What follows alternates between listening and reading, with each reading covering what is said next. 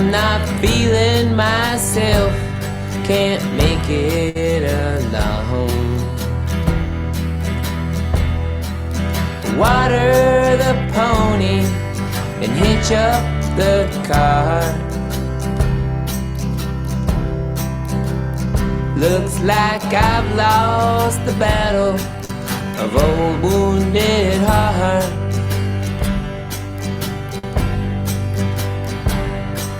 The coyotes are howling and cold is the breeze. Ain't any time soon this boy will be at ease.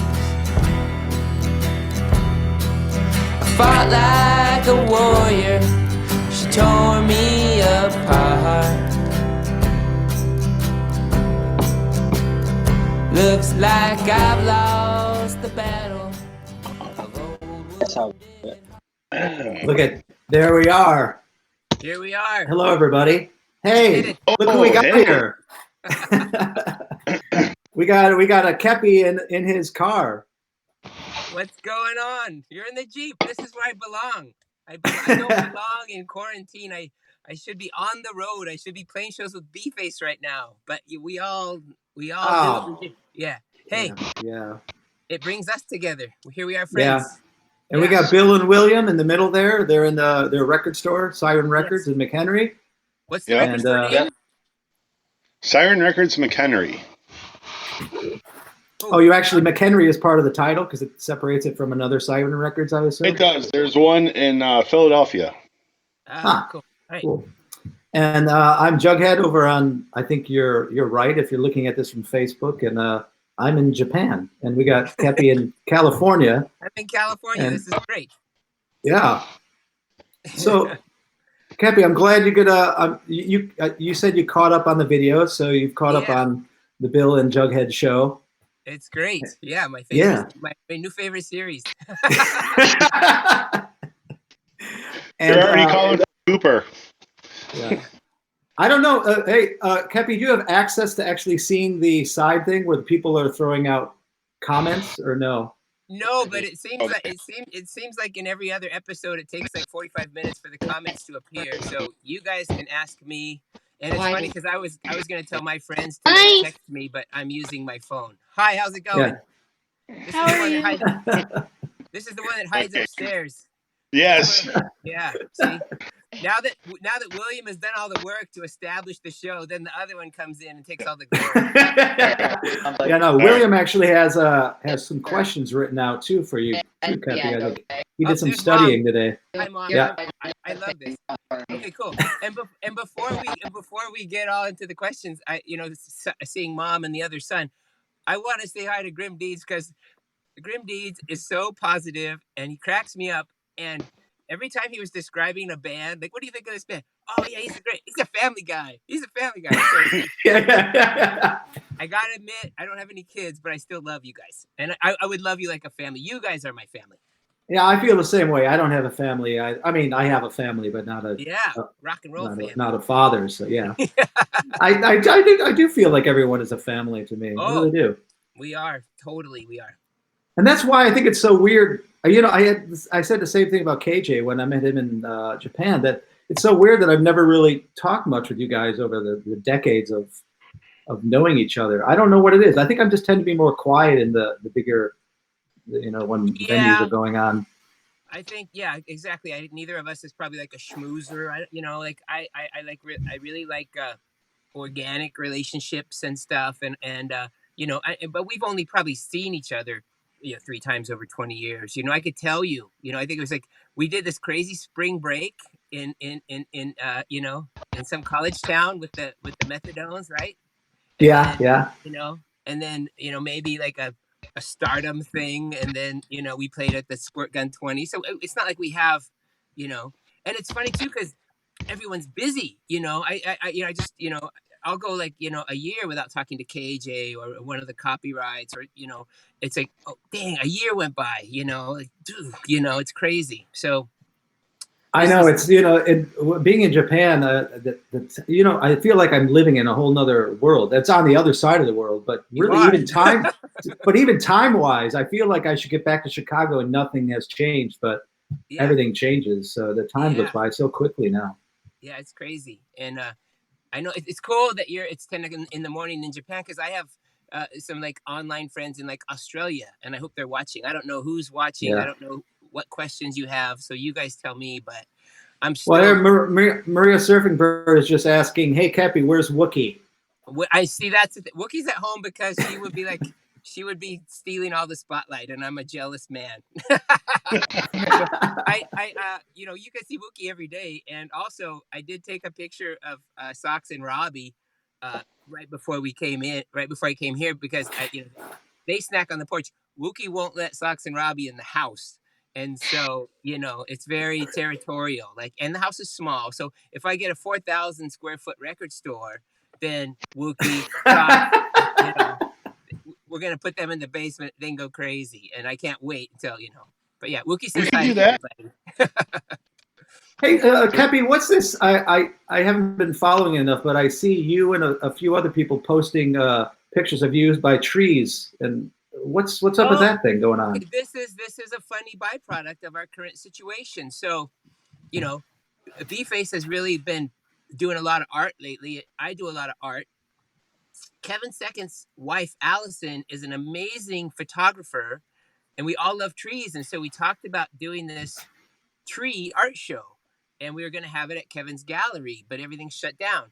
And then Roxy Epoxy was going to get involved, and so she messaged me last week, like, what's the status with our art show? And I'm like, so what happened is I've also become friends with Derv Gordon of the Equals. Hopefully you all know who the Equals are and Derv Gordon. If not, join the group. Him and his wife love trees, and they live in London. And so I was like, well, let's put all our tree art online for Derv and Judith to enjoy. And so that we kind of now have an online gallery. Everyone go there and post your trees for our friends. Oh, that's pretty cool. I didn't, I've been in the. Go ahead, Kepi. Well, I was just, everyone knows Police on My Back by The Clash, right? That's the Equals. And Derv Gordon was in that band, and he never played the U.S. until like 2016, and this band goes back, to like the early 70s, late 60s. And so, I love this where it's always like, it's ongoing. Our friendships, our connections, it's never too late. Here's you and Oh, did we lose him? Oh no, we just lost him. Oh. I'm sure we'll get him back. Don't worry, audience. Kepi's in his cool, so he was having trouble with he was trying to steal internet from the cafe, but that was kind of shoddy, and now he's back on already. So, hey William, there you go. We got you back. There we go. So there you are. Heads up, every now and then my phone thinks that the stream is over. It's done that twice now. So if I die, I'll be back. So don't worry. No. Yeah. Hey, William, I'm looking up something to show Kepi. So can you throw one of your questions at him while I look something up? Yeah. Yeah, I was actually wondering, what songs do you like to open up shows with? Electric. It's almost I've done like 3,000 shows. So for the majority of those shows nowadays, electric, it would probably be like Devil Town. And acoustic, it's probably an acoustic version of the Ghoulies' Let's Do It Again. Both those songs are like a minute long. And so you can kind of, if the monitors aren't working, you can kind of see if everybody's good, you get thumbs up and you go. So probably Devil Town. It's a rocker, and it's like. And then I was also curious on who's your favorite folk artist? It's funny. I probably would have to say like Bob Dylan, if you consider him folk. Here's the thing that I love, and I love these questions because. No. Can you see that answer? It goes back and forth. Bob Dylan. Were you guessing? Yeah, I put Bob Dylan. We were guessing that. Yeah. Yeah, and Neil Young, and nowadays Townes Van Zandt. But it's funny. So here's the thing. Like, I'm such a hippie now. Like Daniel Johnston, Townes Van Zandt, these guys have so many sad songs. Literally, if you listen too long, it starts bringing me down. So I do those in an hour of Daniel Johnston, an hour of Townes Van Zandt, and then I better put on something happier or whatever. But Bob Dylan is profound. Neil Young loves us. Neil Young loves it's beyond fame or celebrity. It's like really like a love of the planet and humanity, and that's the kind of as I'm an older dude, I care about these things. So yeah. But the new Bob Dylan song is. Oh, I haven't heard it yet. I saw it mentioned online, but I haven't given it a listen yet. It's like 17 minutes long. It's crazy. Yeah. Wow. You were saying about sometimes you have to get away from some of the folk music you love. Like Nick Drake is one of my favorite, but he can be very depressing, and yeah. But his music is just so beautiful. I just love it.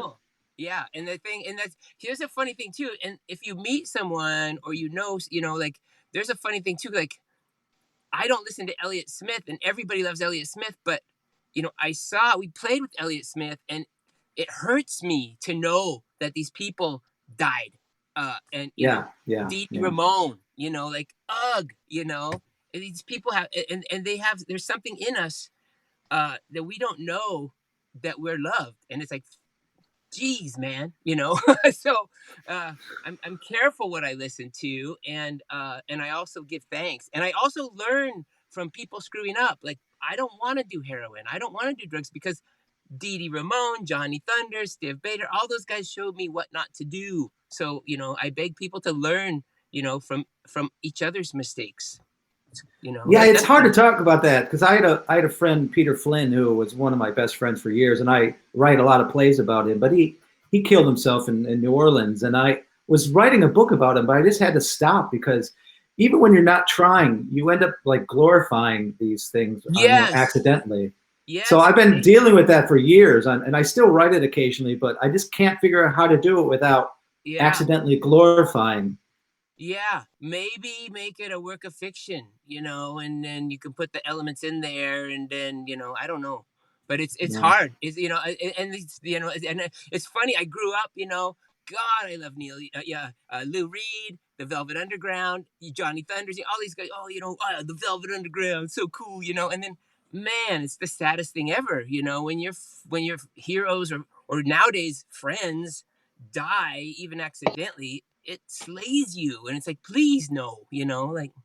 So that I just ask my friends, stick to coffee or whatever you can handle or whatever. I want you around. I don't want the lesser drugs. Yeah, I don't want my friends dead. I love my friends, and and they accidentally make us all sad, and they don't know that, and that's heartbreaking too. So carry on, people. Stay alive. Yeah, I'm still trying to. I was trying to find another 2,000-year-old tree that I found in Yakushima, Kepi, but I couldn't find it. So I'm just going to throw this one up for you. And put it on the group. Everybody join Trees for Judith and Jared. Well, when I do, I will. But this one is just I don't even know what this is. It's just I saw this one and I just snapped a photo of it. Oh, wow! Yeah. Yeah. That's crazy. Yeah, that stuff, that shit is all over Japan, like that. That's rad. I know. Everywhere you turn the corner.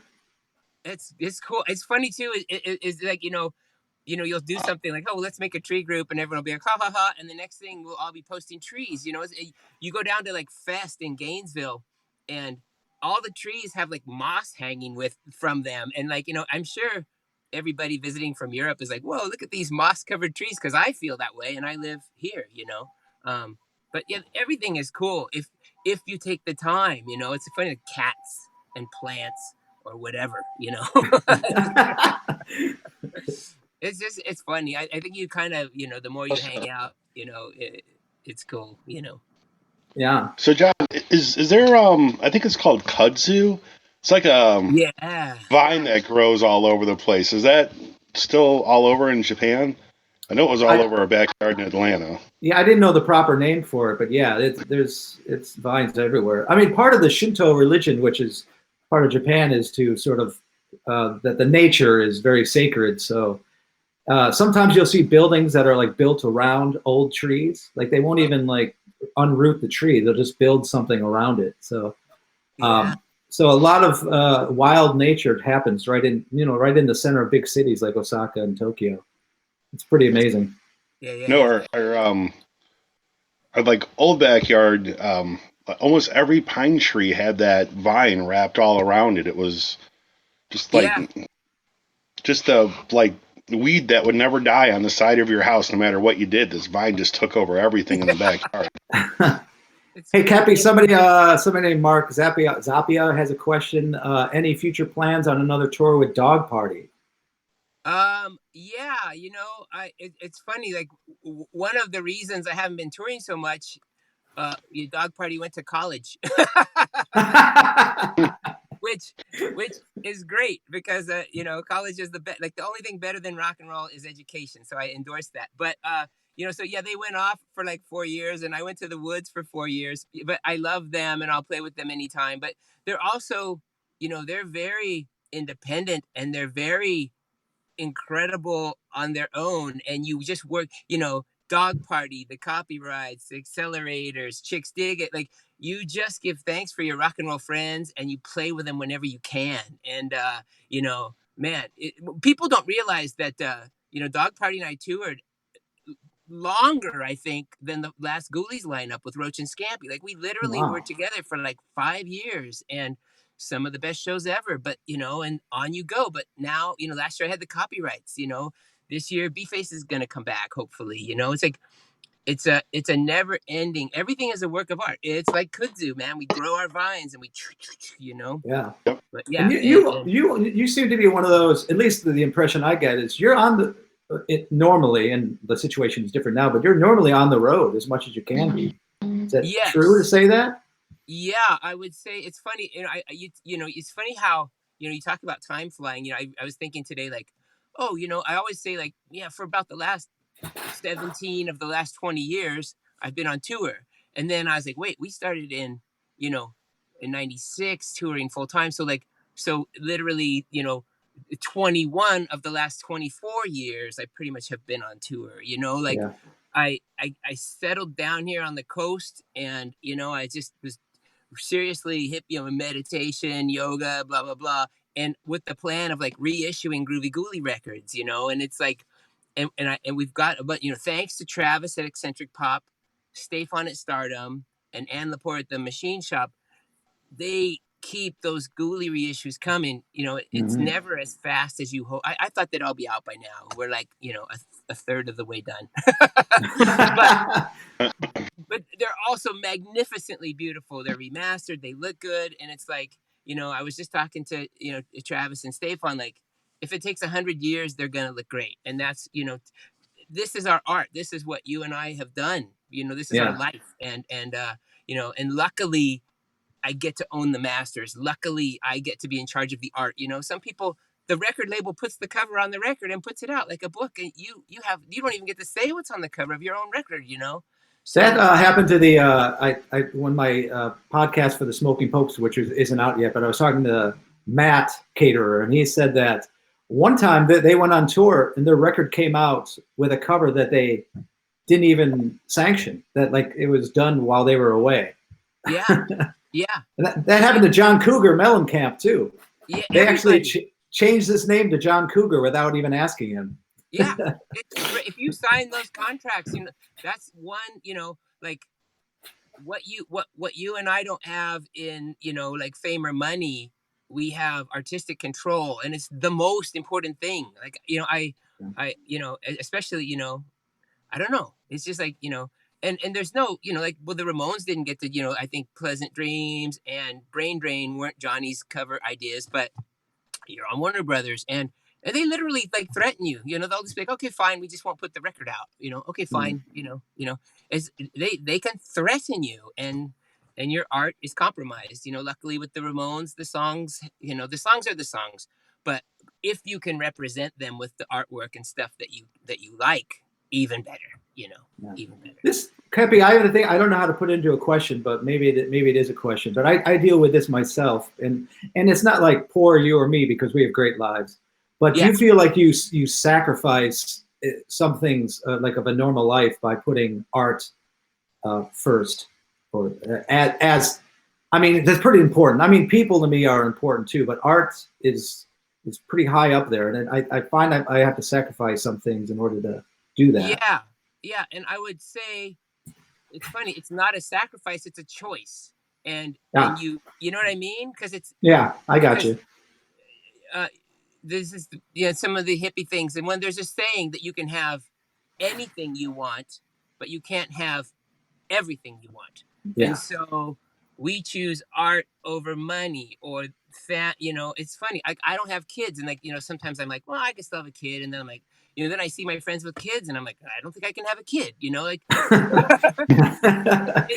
but other people are like the most loving, amazing parents, and that's that's your job. If you have a kid, that's your job, and so we all choose what we can do, or what is our best contribution. In the Ghoulies, I always thought, well, the audience is my kids, whatever. You try to set a good example, you try to be a good person, you try not to be a jerk, and that's how, that's my contribution, I guess. I don't know. But we are rich. We are all four of us millionaires. I mean, I think, sometimes I wonder if I could have been a millionaire, because I do have enough business savvy to realize the way I live my life is not in pursuit of money. Like, even if I wanted it, the way what I'm not willing to sacrifice or change it exempts me from being like wealthy. Yeah. But there's a tombstone in Arizona, and I post it online every now and then, and it's literally like my epitaph or whatever, but it says, poor in purse, rich in friends. And that's what we are. And we're lucky. We are millionaires because we have our health and we have each other. And that's what good is money if you're if you're grumpy, angry, in health, health conditions that like there's so much that we have, and it's so funny that you think about like not being able to go on tour right now, and then but then you look back and like, oh, here's me with the Cramps or Iggy Pop or B-Face or whatever. It's like we've had good times and we're so not done, so it's like, who cares, if the rent's paid and you got a burrito in your gut and you're talking to your friends, you're good. We're winners, man. Yeah. That's wonderful advice out there for the world. Hey, William, you got any more little surprise questions there for us? I like incorporating you more into this, William. Yeah. Yeah. What's your favorite song to cover? I never cover a song if I don't love it, first of all. Like, so, and every song I love. In the Ghoulies, the most popular cover was A New England by Billy Bragg. And I can play that electric or acoustic. I love that song. People love Don't Go Out Into the Rain. People don't know that I didn't write the Chupacabra song, the Soy Super Bien. And, and so, yeah, so like, and then I just did a Tom Petty cover, that I just love, so, but I think over the span of 20 or 30 years, it's probably, I guess, a Billy Bragg in New England, like it's so great. Oh, it's a great song. Deviltown is a cover, and if you can make it your own, even better, like it's cool, Yeah. I would have to say my favorite song that you covered would have to be Pet Sematary. That's great. I love that song. And, and it's funny. And so I will try to do a thing where if I'm covering a song, like when we did that, originally recorded that for like a Ramones tribute album, like that was like a quote unquote newer song by the Ramones. And so like, instead of doing, Beat on the Brat or Blitzkrieg Bop, I was like, let's do, what was kind of deep catalog at the time, or yeah. I like doing that, like trying to turn people on to a song they may not know or whatever. But thanks. I love Pet Sematary. Yeah. I love that we did the New York Dolls Lonely Planet Boy. Like, I love that song. And yeah, pretty much any cover I've ever done, I don't regret or I don't want to play anymore. Wow. Sometimes I'll refuse Pet Sematary acoustic because it's such a rager. It's hard to translate it into acoustic. So I might not, I've denied people that at acoustic shows, but I love the song. Thank you. Kepi, the one thing you said reminds me of a thing that I try to live by in listening to music, because you're saying you're looking for deep, you like looking for the deep cuts and sort of letting other people hear those. I feel the same way about when people say a band is like a one-hit wonder. I actually don't believe in that as a concept. I think that sucks, because it often makes people not go beyond the the radio hits of a band. Yeah. They like I just forgot their name. The Vapors by Turning Japanese. Yeah. If I stuck to that, I would never have heard that full album. That's like one of my favorite records of all time. And yeah, I'm the same with like that. The Ting Tings, It's Not My Name. That whole Ting Tings record, every song is a hit.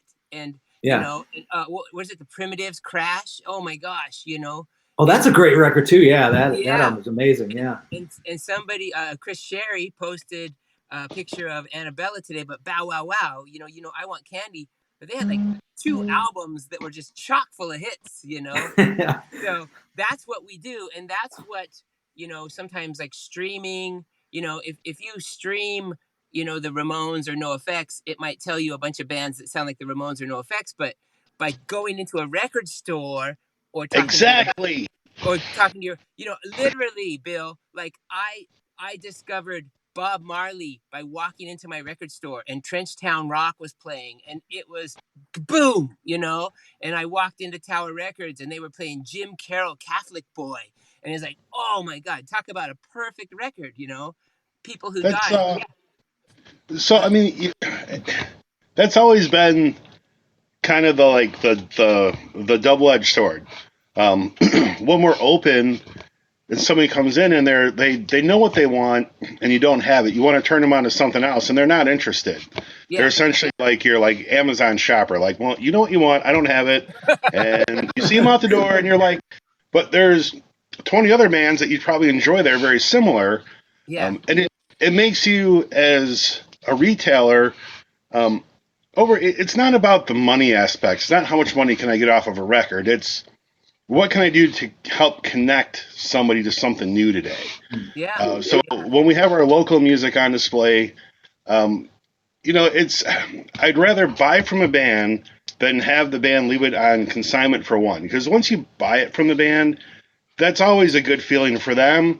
And I've now got money tied up into it, so I want to promote it and sell it. And I think that's important. So guys in bands that go to stores and say, hey, can you put this out? And the owner doesn't want to pay for it.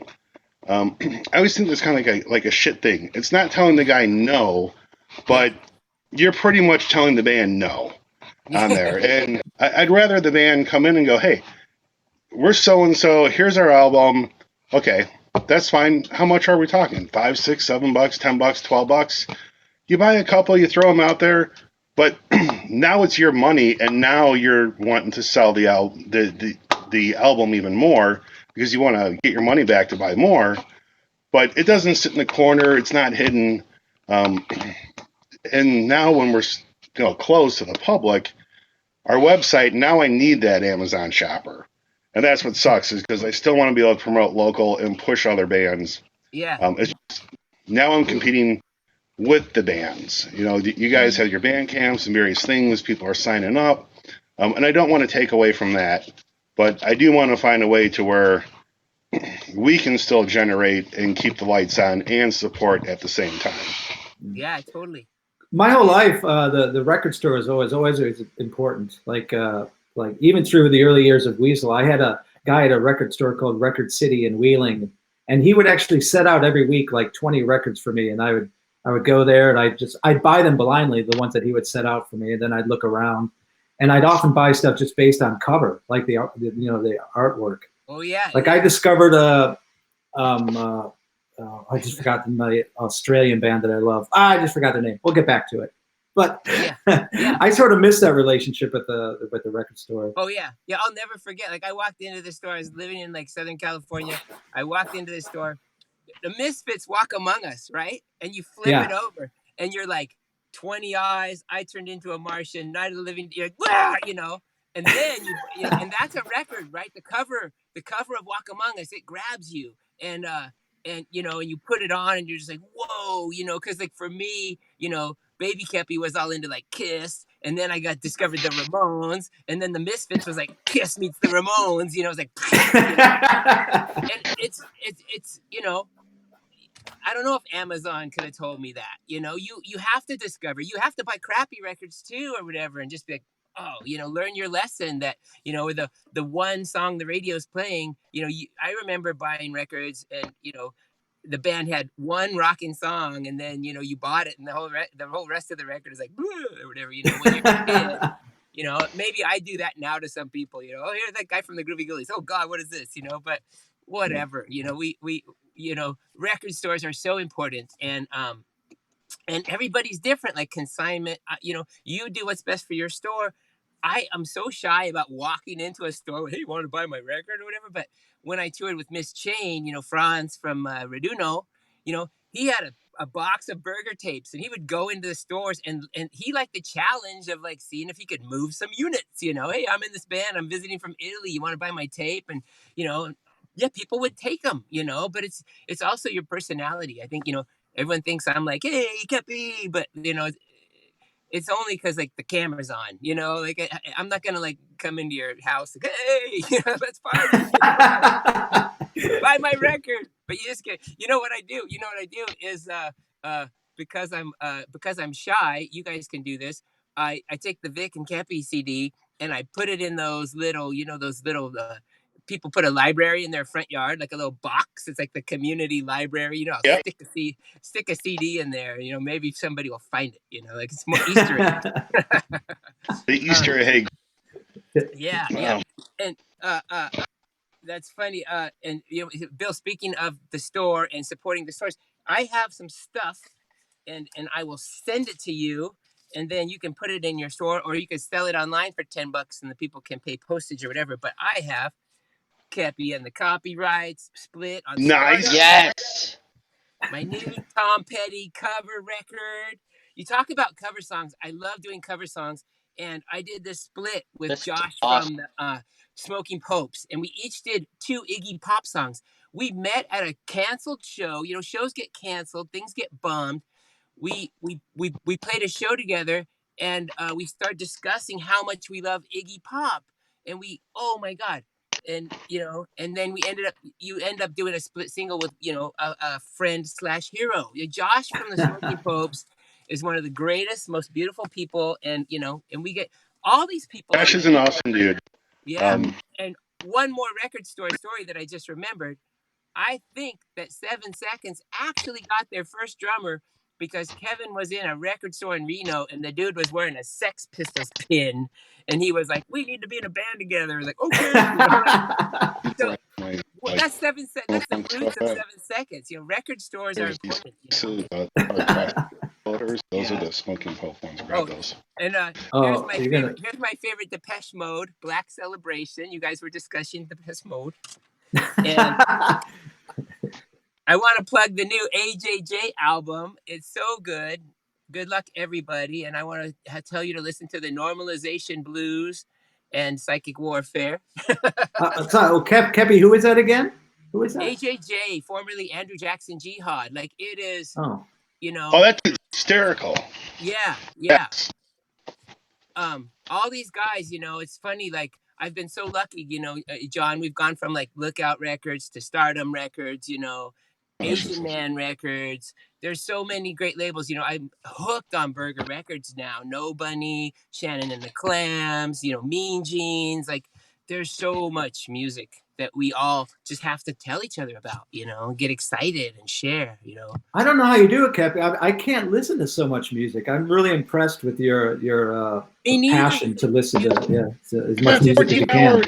Airline rides, John. You should be like just cranking music all the time. I can do that.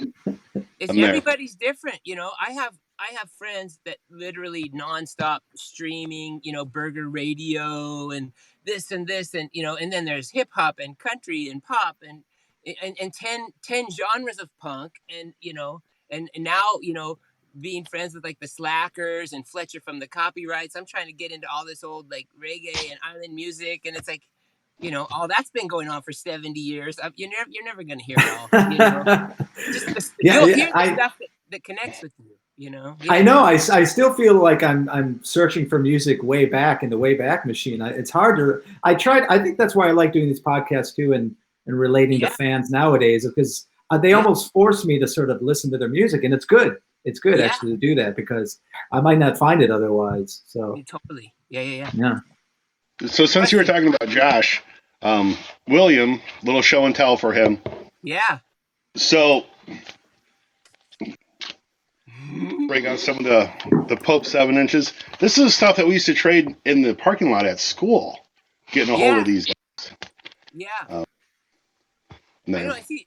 This is a good thing about these podcasts because, like, I heard, John, you guys talking about like, Naked Ray Gun and these bands. Some of these bands were like huge regionally, but not as much outside. Or today, they just don't get listened to today as much as they did. Which I couldn't believe it. I couldn't believe Naked Ray Gun wasn't known that much outside of Chicago because their shows were insane. Like thousands of people would show up, and everyone was moshing. The most incredible shows. And then when I started touring with Weasel, I would go and talk about Naked Ray Gun, and no one knew what I was talking about. It's crazy. I think kind of. So I moved from Naperville to Marietta, Georgia, in 86, 87. And when I moved back up here in 93, I had not heard of Ray Gun. Kind of started, having other friends that were showing me Ray Gun and Peg Boy and getting into, I kind of ventured into that and went into all the Wax Trax stuff. I mean, Ministry and KMFDM and that. But when I would talk to my friends back in Atlanta about the bands, they were just like, oh, I've never heard of that. And it was weird. The only real Chicago band I heard of in Atlanta at the time was Smashing Pumpkins, and that's when the Gish album came out. Outside of that, it was Atlanta had their little scene too, and it just didn't go across the borders as well. Well, at least not with younger teenagers like that was. That was one of the lessons that Ben and I had learned early on, is that we noticed that a lot of Chicago bands wouldn't actually tour or leave their own city. So we, I think within months of being a band, we were already like touring to California. I mean, even though no one knew who we were, it was really important to us to sort of like, well, if we're going to not be a cover band or a wedding band, we're going to have to get out of our own city, even though, we can't just play to our fans here in Chicago like every weekend. And how many zillion friends have you made, up to like, how lucky are we to have like all these friends in like Italy and Rotterdam and, in Germany? It's like, it's crazy. We're so lucky. You guys, I got to say, you were talking about Adrenaline OD the other day, and like Ishtar is literally one of the greatest albums ever made. And I've met one or two of the guys from Adrenaline OD, and you try to tell them, and they're like, no, but it was like a pop punk masterpiece before there was pop punk. Like I remember when the word pop punk came around, and it kind of demeans your art, I think, but I don't care. It's all art to me, and it's all rock and roll to me. But Adrenaline OD Ishtar, man, that I still have the tape, and I still listen to it, and it's perfect.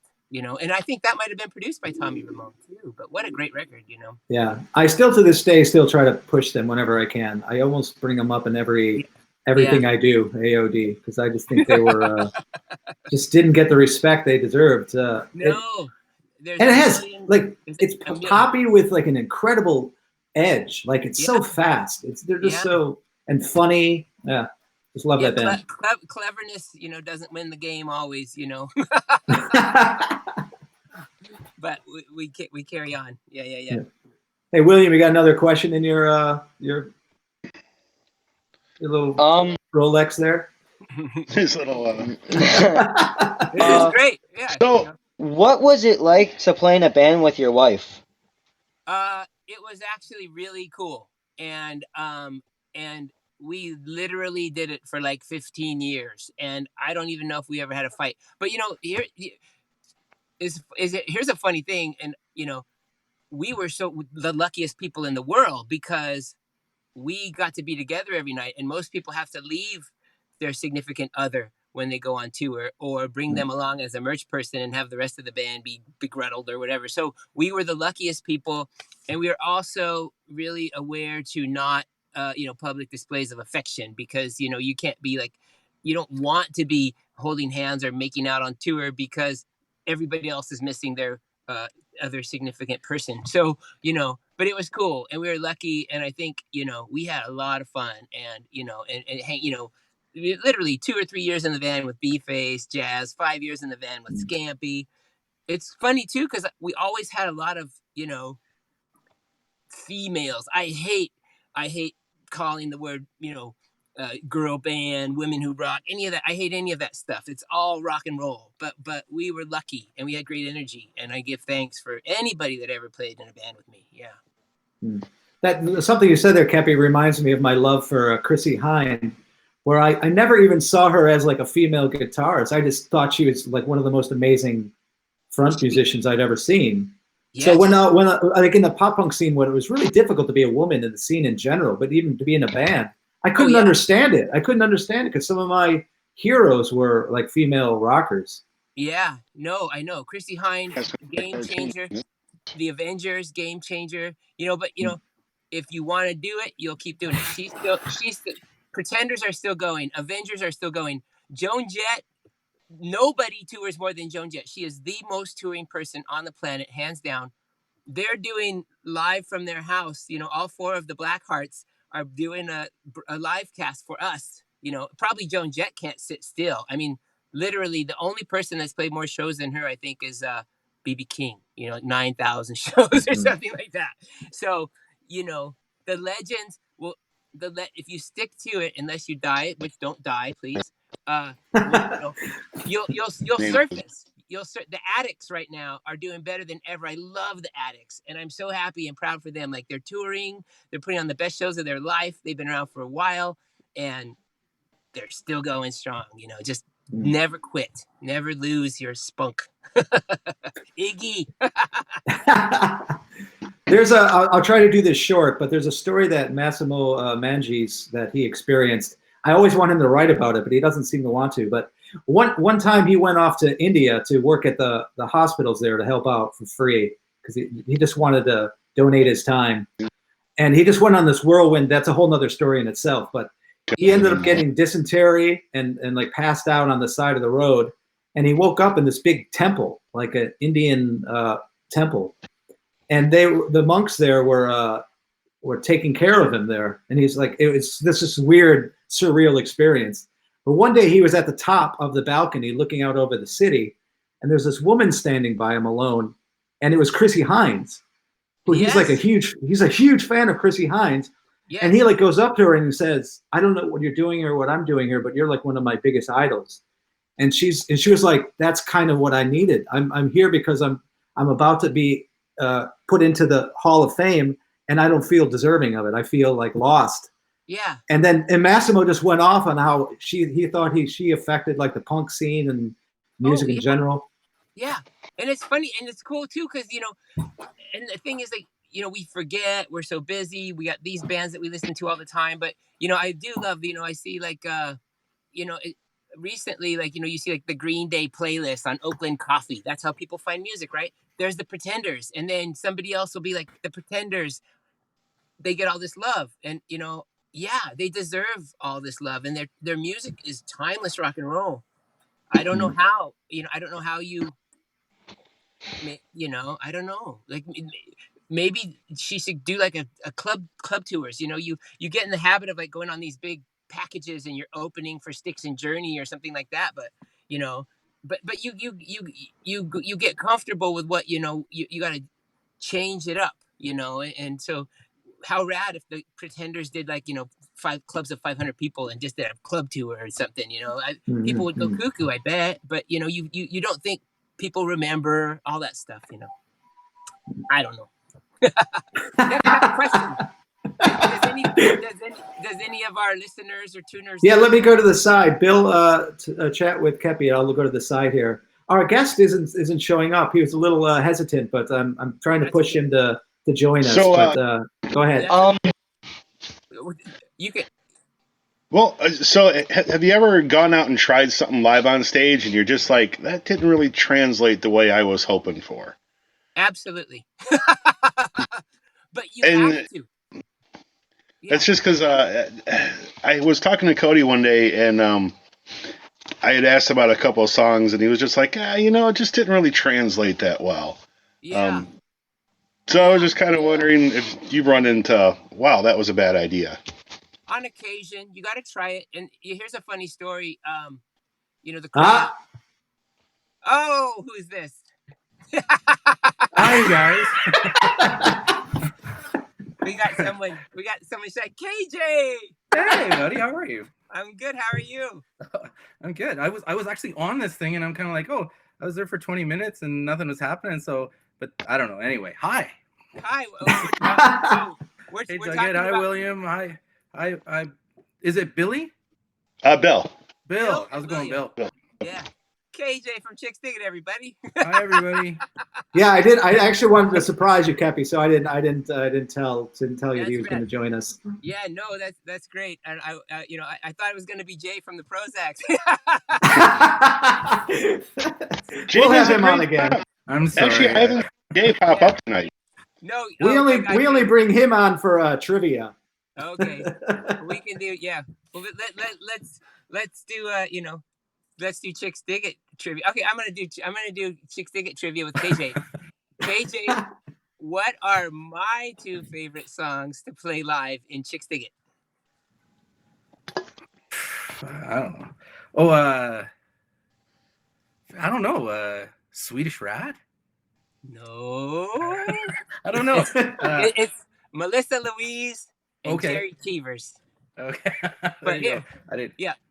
Okay, here's a question for our studio audience. How many bad Chixdiggit songs are there? Oh, 0! I was going to say that's a trick question. That's because it's probably 0, right? Question. Yes. Yeah. Okay, Go ahead. No, go ahead, KJ. Well, I was in Kepi, and I was a Chocolate Spoon. That was Kepi's backing band, right? Which was Chixdiggit. And so what were my two favorite Kepi and the Chocolate Spoon songs to play? I'm thinking Alec.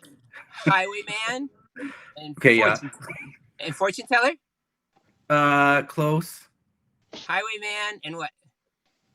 Oh. Uh-oh, it just died. Oh, we lost your voice when you said that, KJ. What happened? Oh, we don't have his voice at all. Uh-oh. We've silenced KJ. KJ has no voice. Yeah, but he's still talking. We can lip sync him. KJ. We can make him say things. How did you mute yourself, KJ? Because you're not muted here. Take me to your leader. There he is. Is that him? No, he's still quiet. I think Bill was filling in for him. No, it was me. I was filling in for him. He's gonna sign. This is my right hand and my left hand. We have to guess. I had to go this way. Oh, we lost him. KJ Jansen. Yay! Punkers with modern technology. I know. Well, it's cool. I was also hoping that B-Face might be a secret guest, but I love all the guests. So, okay, I got to tell you about. Well, here he comes back, but you can tell your story while he's here. Let's see if he can have his voice. I got to be friends with the Cramps, and they have this song called "Monkey with Your Tail," which is like one of my favorite songs. And I asked them why they never played it live, and they just said they tried it a couple of times and it didn't work live. And so you gotta, respect the artist. Like not everything is meant to be played live, I guess. All right, KJ, I have a lot of songs with Even and Blackouts that I wouldn't even attempt to play live because I just couldn't pull off the way I would want them to sound live. Yeah. KJ, you back with your voice now? I'm back. I think I am. Yay! What happened? All of a sudden, now it just says your microphone turned off, but I don't know. I don't see him. It's me. Oh, he's back, Bill. But I'm here. Bill's vision of is weird because he's using his iPhone. I think so. Sometimes it's hard to see. Well, I got. So what was that? What was that second? We never got your second song there, KJ. What was the? Oh, it was Kepi got it. I think it was Armageddon 2000. Oh yeah. We did it. Yeah. Yeah. And and That's cool. And somebody asked me to cover that lately, and I was like, not appropriate. I'm currently not taking requests for Armageddon 2000 or Outbreak. Those are currently shelved. Until we get to Happier Times. I didn't even think of that. Yeah, that's okay. So William wants to make sure next time you come to Chicago that you find a way to get him over the 21 and over show, or don't play a 21 and over show. Totally. And it's funny, William. Because I would really love to come and see you. All right. Well, here's the deal. We'll make a deal right now. Because last year, copyrights, Kepi rights, and Vapid, and we can either sneak you into sound check or, we'll do something. I tried for years never to play 21 shows, or we would take a bar show only if there was no other option. Literally, if I'm playing a bar show and you can't get in, you go around the back and I'll play you 2 songs acoustic before the show. Nobody is ever gonna not get their chance, because when I was a kid, the Cramps played a 21 and over show and I couldn't go, and I was the maddest kid in the world. Luckily, I ended up getting to tour with them. So hang in there. Yeah. If I play a bar show, I'm sorry, but I had to. But no, it's fine. It really sucks that sometimes there isn't any other option. Like you can't play a city if you don't play the bars, right. And then the bars have to be over 21 usually. And also, it really sucks. Not everybody is a William, there's rock and roll is becoming a specialized genre, and I would love, it's cool, for bands, like the Queers and stuff. They, you have a perennial audience because you never stop touring, and you have all ages fans for life. And if you can get that, like AJJ is going to have that. Jeff Rosenstock is going to have that. Like, these bands they will never run out of fans that love their music. But again, like it's so many elements, and so I will always try, and I will always be somewhere doing something. So that's probably like one of the more important, when we were finding a place to grow our store again, and it was a short trip back across the street. We were able to take the front window, turn it into a stage, have shows here, and it's cool when you're out in Chicago and you see other parents, and it's like, hey, I wish my kids were here, and then you're like, yeah, but you know what? If we can get them to come out to us, we can make it an all-ages show. So that's been something that we've always tried to push on our end. Yeah. Whether it's here at the record store, it's up at the deli, just all ages, let people have fun. Because it sucks when you're turned on to music, but you can't see the band. Yeah.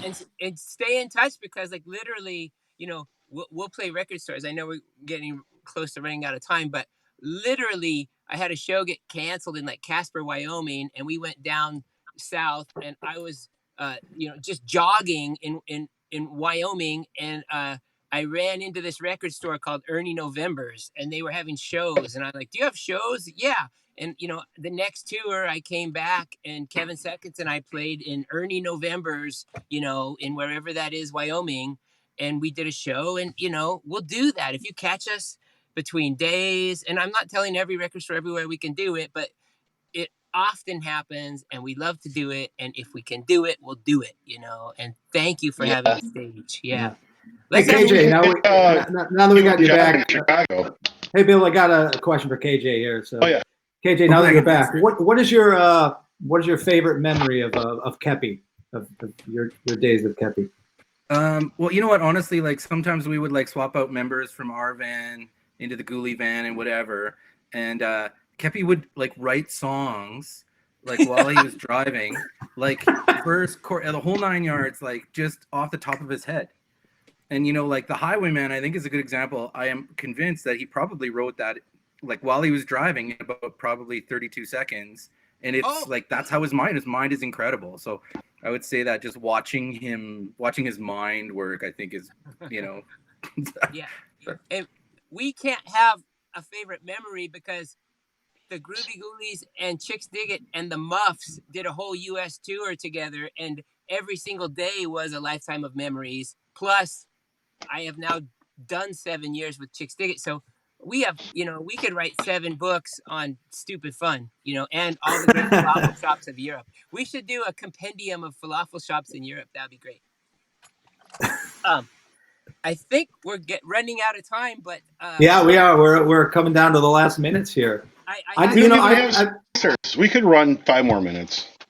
I know you guys. Well, we did start about 5 minutes late, so we'll go another 5 minutes. I know you guys are Lillington and Bottle Rocket fans, so I gotta share this thing with you that Cody gave me at the end of the last Bottle Rocket Ghoulie show when we toured together, and he gave me his very own. It's the Bee-Faced Rat.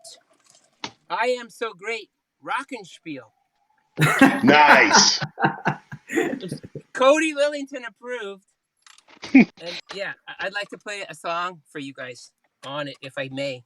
Oh, but yeah. Hey, while you're doing that, I'll say that Jeff Spritzer says you and me, KJ, are the lowest ground to the ground playing guitarist he's ever seen in rock history. So.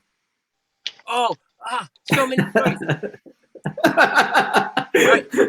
Well, originally this song was called "I'm a Glockenspiel Shark," but now it goes, "I'm a rock and roll shark. I gotta keep spinning." All right. Anyway, so how I met Chixdiggit. I owe my friendship with Chixdiggit to Sub Pop band The Best Kissers in the World.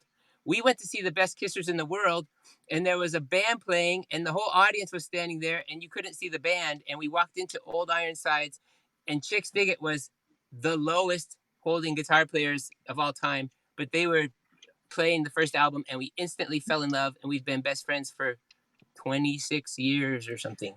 So that's how I met Chixdiggit. And there was another story, but let's hear a KJ story. Uh-oh. Oh, no, he's silent again. We lost all you. Yeah. But, that's a good story, KJ. We can't hear you at all again. Oh, is he back? Kind of. Yeah. No, he for some reason, we lost him. His computer mutes him. Yeah. Hey, why don't you sign off and sign on one more time, and then we'll call it a day. You got one more story to tell about Kepi, and then we'll sign off. So I'm gonna X you out of this, KJ, and then try to sign back on again. Let's see. And you know what? This thing goes on YouTube, and we can, like, friends, let's continue these conversations on the Facebook and the Instagram, and we can make our little comments and tell stories. This doesn't have to end. What is that? The cops. Oh yeah, that's I'm in Japan, in Osaka, so there's always some sort of sirens going on. KJ, do we got sound out of you? Do we? Yeah. Yes. Great. No, what's go ahead for the mic. I don't know how this microphone thing works, but yeah. So there was kind of a common thing for somebody who wanted to kind of kick my ass after a show. And so Kepi and Roach come up to me, and they're both wearing leather jackets, and looked tough. You guys look tough, and so I'm like, oh, here we go. I gotta fight both these guys, and